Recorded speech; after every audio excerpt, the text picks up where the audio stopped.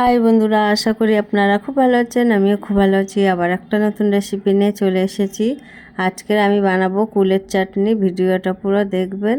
এখানে আমি কুল নিয়েছি। এটা কিন্তু নারকেলের কুল বলে কি আপেল কুল বলে, সেটাই বলুন না কেন, এটা কিন্তু টক কম আছে, মিষ্টি ভাগ বেশি আছে। এই কুলটা আমি সাইড দিয়ে কেটে নেবো, চারপাশ দিয়ে, মানে আটির চারপাশ থেকে কেটে নিতে হবে ছোট ছোট করে। এইভাবেই কুলগুলোকে আমি সব কেটে নেবো। আর টক কুলের তো অনেক আচার খেয়েছেন, মিষ্টি কুলের আচার একবার খেয়ে দেখুন। সব কুলগুলো এইভাবে কেটে নিয়েছি, কড়াতে দিয়ে দেবো, দিয়ে জল দিয়ে দেবো এখানে, আর অল্প একটু লবণ দিয়ে দেবো, নুন আর হলুদ দিয়ে এটা খুব ভালোভাবে সিদ্ধ করে নিতে হবে কুলটাকে। এবার নাড়ি চাড়িয়ে একটু ঢাকা দিয়ে দেবো কিছুক্ষণের জন্য, যাতে কুলটা খুব ভালোভাবে সিদ্ধ হয়ে যায়। সবাই তো টক কুলের চাটনি খেয়েছেন, মিষ্টি কুলের একবার চাটনি খেয়ে দেখুন, খুবই ভালো লাগবে। আর কুলটা এখন খুব ভালোভাবে সিদ্ধ হয়ে গেছে। এবার আমি একটা হাতা দিয়ে কুলগুলোকে এইভাবে মানে একটু গলিয়ে গলিয়ে দেবো, যাতে গ্রেভিটা ভালো হয়, কুলটা গোটা গোটা না থাকে। একটু হাতা দিয়ে আমি চেপে চেপে গ্রেভি টাইপ করে নিয়েছি, দেখুন খুব ভালোভাবে গলে গেছে কুলটা। কুলটা কিন্তু সিদ্ধ হয়ে গেছে, এবার আমি নামিয়ে নেব। আর এটা কিন্তু আজকে সরস্বতী পুজো, সরস্বতী পুজোর উপলক্ষে এই কুলের চাটনিটা আমি বানালাম। আমি একটু কড়াতে সর্ষের তেল দিয়ে দিলাম, অল্প একটু সর্ষে ফোড়ন দিয়ে দিলাম, আর একটা শুকনো লঙ্কা ফোড়ন দিয়ে দিচ্ছি। দিয়ে শুকনো লঙ্কা আর সর্ষেটা ভেজে নিতে হবে খুব ভালোভাবে, একটা কালার আসা পর্যন্ত ভেজে নিতে হবে। এবার সিদ্ধ করে রাখা কুলটা দিয়ে দেবো, দিয়ে কিছুক্ষণ গ্যাসের ফ্লেমটা একদম লোতে করে খুব ভালোভাবে একটু নাড়িয়ে চাড়িয়ে নিতে হবে ফোড়নের সাথে।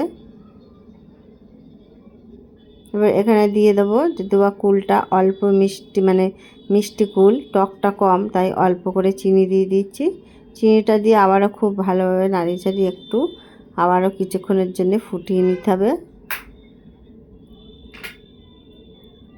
আর এখানে একটু আমি দিয়ে দেবো খুব ভালো লাগার জন্য বা কালার আসার জন্য একটু চিলি ফ্লেক্সটা দিয়ে খুব ভালোভাবে নাড়িয়ে চাড়িয়ে মিশিয়ে নিতে হবে। আর এখানে আমি দুটো পাতিলেবুর রস বার করে নিয়েছি, রসটাকে কুলের আচারে দিয়ে দেবো। এতে কুলটা মিষ্টি, যাতে টক হয় আর খেতেও কিন্তু ভালো লাগবে, টক মিষ্টি, তার জন্য লেবুর রসটা দেওয়া। আর এখানে কুলের চাটনির জন্য ভাজা মশলার জন্য দুটো শুকনো লঙ্কা, হাফ চামচ সাদা জিরে, হাফ চামচ মৌরি আর হাফ চামচ গোটা ধনে খুব ভালোভাবে ভেজে নিয়েছি।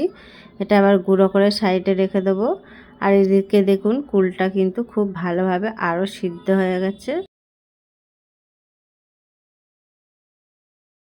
কুলের চাটনিটা কিন্তু একেবারে রেডি হয়ে গেছে। নামাবার আগে একটু ভাজা মশলা ছড়িয়ে দেবো। ভাজা মশলাটা দিলে কিন্তু খেতে দারুণ লাগে।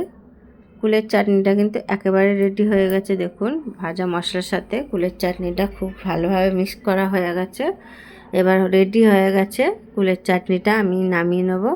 আর এটা কিন্তু খুব তাড়াতাড়ি হয়ে যায়। এইভাবে কিন্তু মিষ্টি কুলের চাটনি একবার বানিয়ে খান, মনেই হবে না কিন্তু এটা মিষ্টি কুলের চাটনি। লেবুর রসটা দেওয়ার পরে টক মিষ্টি ঝাল খুব সুন্দর লাগছিল। এইভাবে একবার বানিয়ে খান, আশা করি খুব ভালো লাগবে। আর কুলের চাটনিটা একেবারে রেডি হয়ে গেছে, নামিয়ে নেব। এটা কিন্তু মিষ্টি কুলের চাটনি মনেই হচ্ছিল না, টক মিষ্টি সবই পারফেক্ট হয়েছিল, খেতে কিন্তু দারুণ।